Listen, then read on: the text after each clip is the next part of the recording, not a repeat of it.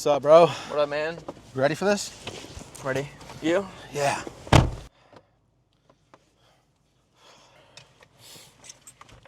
Dude, what the fuck are you doing?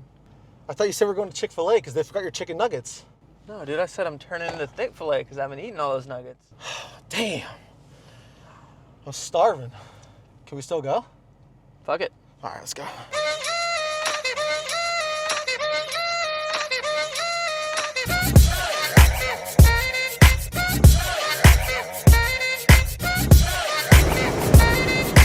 Dude, I stepped in a fucking cow patty. Go, go, go! Hold up. You can do it with your dick?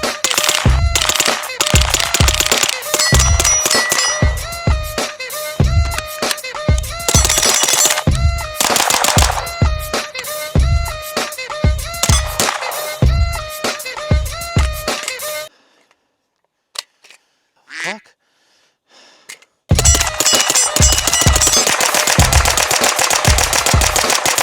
Told you drop the gun, bro.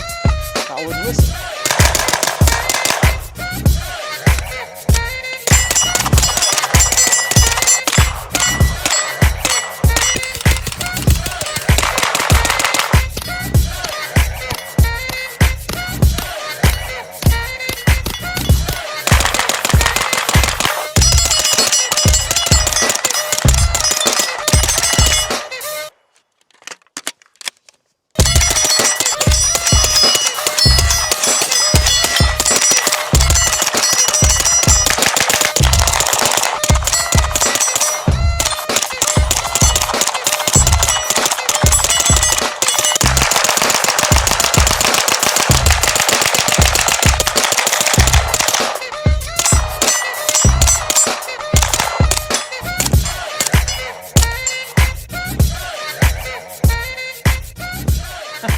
What is happening, all of you sexy warriors out there? Welcome back to the channel. Today, we are going to be taking a look at the Springfield Armory KUNA. This is a 9mm roller delayed PCC made by HS Products in Croatia and imported under the Springfield brand. Let's get into it. All right, guys, welcome back to the channel. Today, we're going to be taking a look and talking about a product that I kind of looked at as a gimmick when I heard about it, but I've always kind of looked at PCCs in general as a gimmick, so take that with a grain of salt. But after shooting this thing, I have to say I am pretty excited about this little gun right here. Fun is just the word that comes to mind. This is a really fun gun to shoot. But before we talk about the good, the bad, and just PCCs and their practicality as a whole, we first have to take a moment to thank the biggest sponsor of the channel, guys, and that is Brownells. If you guys do want to support the channel, please head over to rangedaybro.com. You can find our discounts page over there and all of our discount codes as well as affiliate links. Check out our loadouts page. We're gonna have this guy up there pretty soon, as well as signing up for our email over there. I send out an email blast as often as I can with the best deals on the internet that I could find. Check us out on Rumble, check us out on X, follow us on Instagram, and like, comment, and subscribe. Let me know what you guys think down below about the KUNA, and more largely, do 9mm or PCCs in general have a place for the prepared citizen? And let's just start with that topic right there, because obviously you could see from the intro, this gun is a ton of fun to shoot. So before we get into the review, we first have to talk about my full disclosures. What is my relationship to Springfield Armory? Springfield has sent me guns in the past. They did also send me this KUNA, but I will say Springfield is a company that puts their money where their mouth is. I don't always have the best things to say about their guns. I point out the flaws in their guns, and not all reviewers do that, but they continue to support me and send me things. So I think that says a lot about their confidence in their products. Again, I don't always have the nicest things to say about their guns. I question their decision-making process and their design process sometimes, but I do think that they hit the ball out of the park with this thing, and we'll talk about that. So I'm not really big on going over all the specs, guys. I'll roll them in at the bottom of the screen if you guys are interested, but for the most part, let's just talk about PCCs and their practical purpose. In the past and on paper, I really wasn't sold on the PCC. I chased the PCC game early on in my gun career, but after that I kind of went to the mindset of why not have a 300 blackout gun. It's not that much bigger, and this is me convincing myself, right? It's not that much bigger, it's got way more devastating impact on target, and yada yada yada, all the excuses I made for why a 300 blackout was better and not that much worse than a PCC.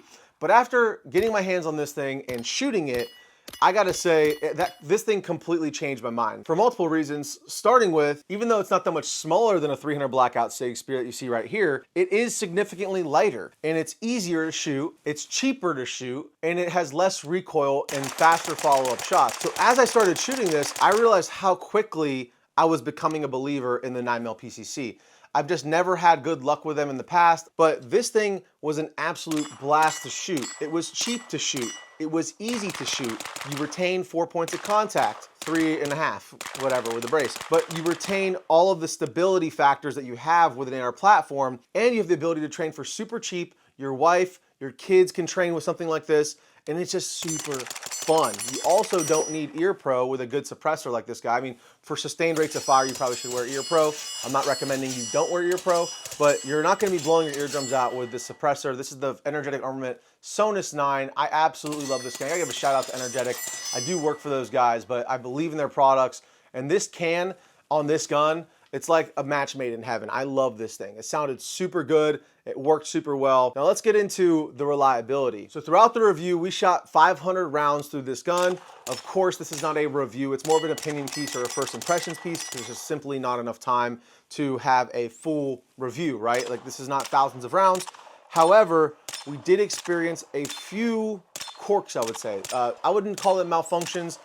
You can call it malfunctions if you want, but essentially, you have to just keep in mind when you're shooting a gun suppressed, it's gonna introduce a ton of blowback and a ton of carbon back into the system, which is the trade-off versus shooting unsuppressed and it being louder, but it also kind of negates the recoil as well. So we took this thing out of the box, we took the muzzle device off, because if you have a suppressor, once you shoot suppressed, you're never going back. I saw no point in not shooting this gun suppressed. It is made to be suppressed, in my opinion. So we put the can on there and all 500 rounds were shot with a suppressor. Now, that being said, we didn't lube it. We didn't do any kind of prep work for this thing before we started shooting it. And then once we got to the 350 round mark approximately, we started to have a little bit of an issue with the bolt going forward, and that was on a full magazine. This video is sponsored by Big Tex Boat Rentals. Guys, who doesn't love a good boat day? I know that when I'm not at the range, I prefer to be on the water. And if you're planning a trip to Austin, Texas and want to experience Lake Travis or Lake Austin the right way, Big Tex Boat Rentals is the go-to for high-end, all-inclusive boat charters. From luxury yachts and party barges to wake boats and water sport lessons, they've got something for every occasion. Bachelor or bachelorette parties, birthdays, family outings, corporate events, you name it. Whether you're trying to turn up in Devil's Cove or just enjoy a laid-back day on the lake. And look, I know this would be the perfect opportunity to lose all your firearms in a tragic boating accident, but that's not gonna happen with Big Tex at the wheel, baby. I actually met the owner at my local gun store. He's super based, pro 2A, and a fan of the channel. So whether you're visiting Austin or you live here full time, be sure to book with Big Tex. Or at the very least, go leave him a 5-star review on Google and let him know Range Day Bro sent you. Now, back to the Kuna. Damn, don't press check this gun. See if I can, there we go. Need a forward assist on that thing. Need a forward assist on everything, baby. I usually say press checks are free. Not on the Kuna. It will cost you a minimum 1 round of 9mm, because I press checked this thing just to make sure I had it loaded, and it got stuck because the pressure from the magazine, a full magazine in there, kind of was pushing up on that bolt enough to get it to kind of stick back halfway and not allow it to go fully into battery. So you kind of have to just gently try to pull it back and let it go again. Eventually it went back in. This was only an issue we saw when the magazines were full. That was the only malfunction we ran into during the testing with the Kuna through those 500 rounds. Take that for what it's worth. Again, all 500 rounds were shot suppressed. When we started to have those issues, I put some lube on the bolts underneath it, just lubed it up, got it nice and wet, and it started running again as it was intended. The other issue I ran into was the mags don't seem to love to drop free from the gun, as you can see in a lot of the intro footage and the footage I'm rolling over the screen right now. It just doesn't like to drop free. Now, obviously, if you're holding the gun perfectly level and you push the magazine release, it will drop free. But if you tilt it back slightly to reload, I know it's doing it right now, of course, but if there's some weight in it, it also helps. But when the mags were empty, you could see a little bit of those mags getting stuck, which is just a little quirk to be aware of if you're interested in picking this thing up. Let's go blast end to ass end and cover the features and kind of what you can expect to see on this gun, what I learned from shooting it. And we've already talked about the suppressor up front a little bit, the Energetic Armament Ferox. This is a H900 heat-treated stainless steel suppressor. It's got the infamous serial ID ring, so that makes it very easy for warranty claims to fix these things if you ever do run into an issue. We didn't have any issues.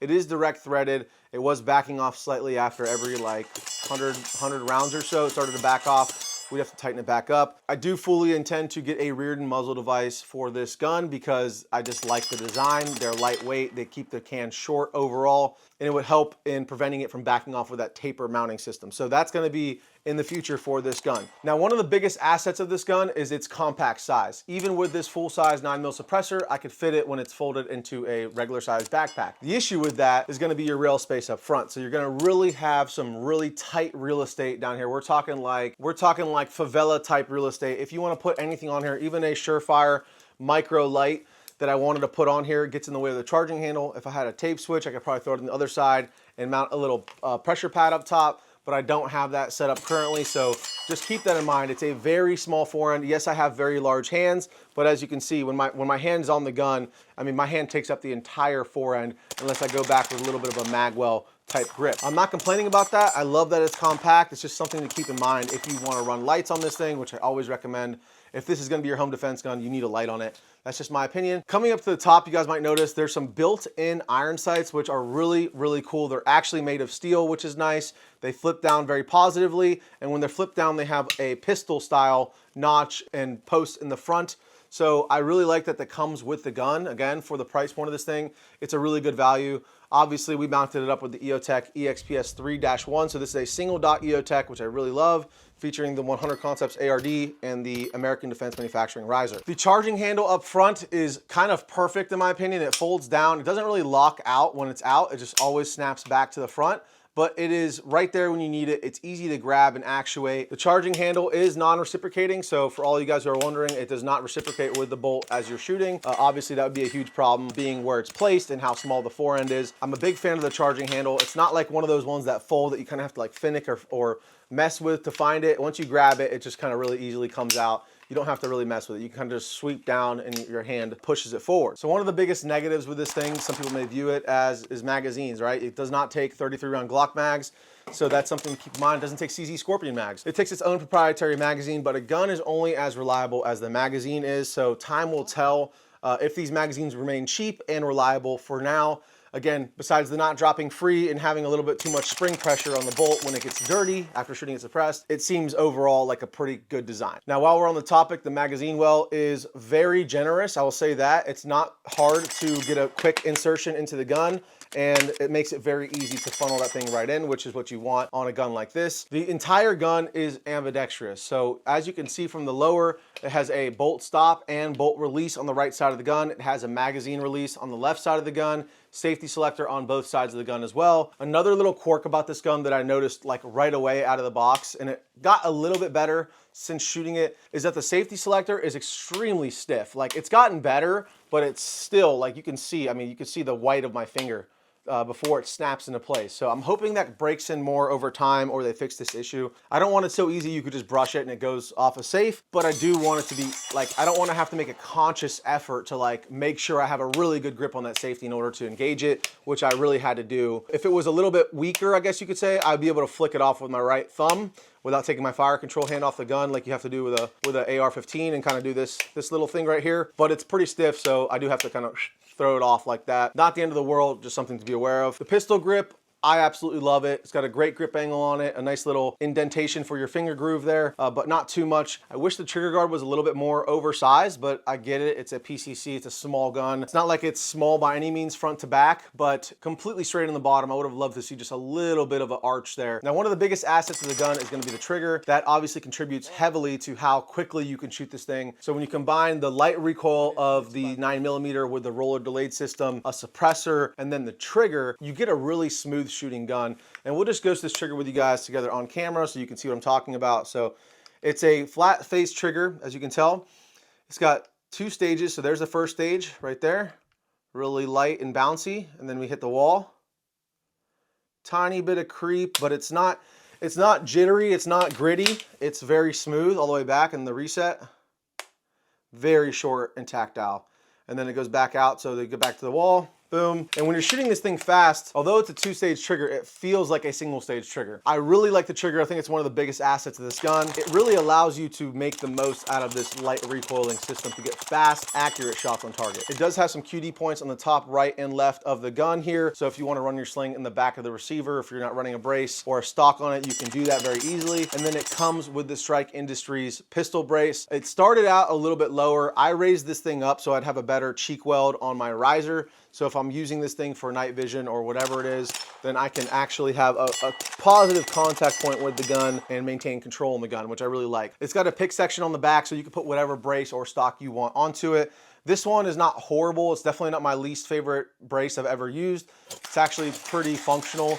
It's made of aluminum right here. This is all aluminum up here. It folds down. So you just kind of push down on that button right there. There's no button, but you just use it for leverage and then it'll fold down. And then to deploy it, you just yank it out. It's a little stiff and it just comes out. It has a QD point on the back of the brace as well if you decide to run a 1-point sling, I guess. So what are my final conclusions about the Springfield Armory KUNA imported from Croatia?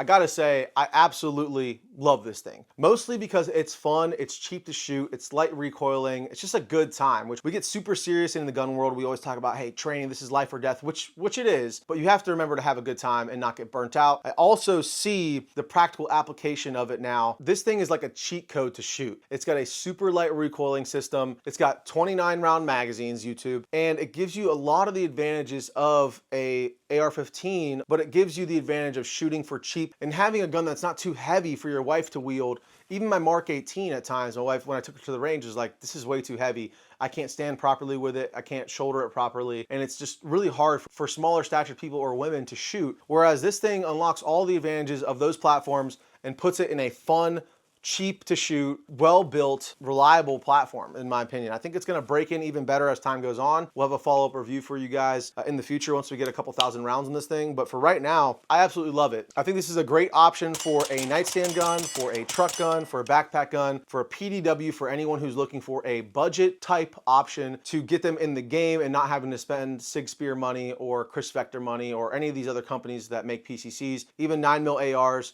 There's a lot of things you have to go through to get one that would function to the point of this thing. Obviously the MP5 is the obvious contender for this thing, but it's not even close to the same price point. So it's not really fair to compare it to the MP5, but I do think it stacks up well in that price range. And it's just a fun little gun. Whether you think it looks good or not, at first it kind of looked like a B&T, an MP5, and a Scorpion all had a baby, but I'm spending more time with it and it's actually growing on me quite a bit. The ergonomics are pretty much flawless. I wouldn't really change anything about it. Feels great. With this type of setup with a dot on a riser, I think it's really perfect. The only thing I might change out is the brace for some sort of different brace in the future that's got a little bit more stability. But for the most part, I think Springfield really knocked it out of the park with this thing. Now, of course, guys, this is just a first impressions in my opinion, so take everything with a grain of salt. Let me know what you guys think down in the comments below.